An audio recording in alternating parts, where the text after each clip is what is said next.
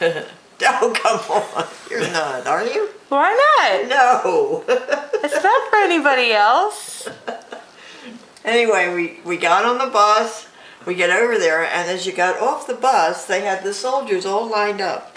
So you got to pick and choose? And they eat. No, as you got off, you just got the guy that was next in line. It wasn't Daddy. It wasn't Dan. It wasn't Dan.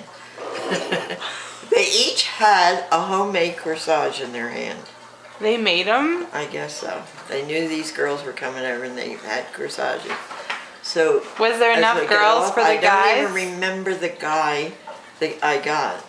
He gave me his corsage. I went in, we danced, and there was no pin in the corsage. So I thought, oh my God, what am I going to do with this? I'm dancing, holding this flower, you know. So I said to him, would you please go get me a pin to pin this on? And he said, sure. So he left me, and he went to get the pin, and in walks Dan, late. He wasn't in line. He has a corsage, and he comes up and he says, will you dance with me? And I said, well, I didn't know what to do. He's handing me a corsage. I said, gee, I'm waiting for a pin for this one. He said, oh, come on. He gets me out on the floor, we dance. I never saw the other guy again that night. Oh, my God. I guess he left. He probably was mad at you for ditching him.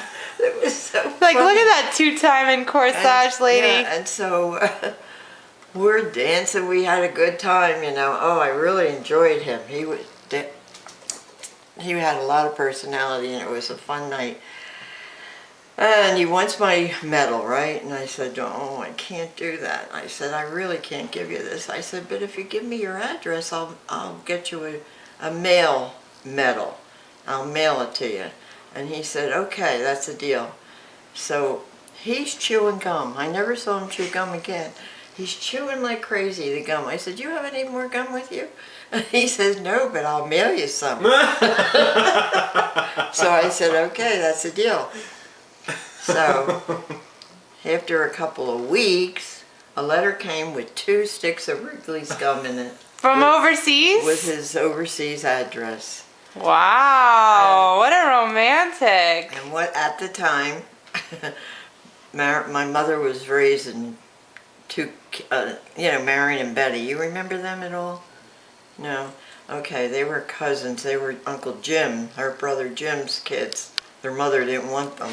So my mother and father took them in.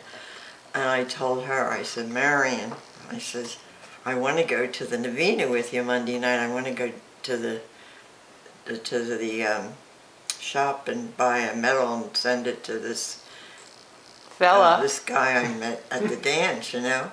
And I mailed it to him, and he said he got it the day of battle, that his friend died in his arms. But he said the medal saved him. And Michael still has the medal. Really? Mm-hmm. Where was that? What battle? You know? Well, he was in the 5th Army. He was over there with Patton in the 5th Army in Italy. That's where he got wounded. He had shrapnel in his legs. Awful. What's awful? That war. Oh, well, he was really not in it that long. And then he got discharged. I remember the date he got discharged, January 8th, 1946. He wanted, Not 46. yeah. Oh. He wanted to be married in his uniform, and he had Tommy come with a dirty sailor uniform to be his best man. So they went out the night before and got tuxes. So we had a tux on in the wedding. He wanted to be married in his army uniform. He was only a PFC. They offered him to be a sergeant if he would stay in. He says, I came in as a PFC, I'm going out as a PFC. He wanted to get out. So he came out.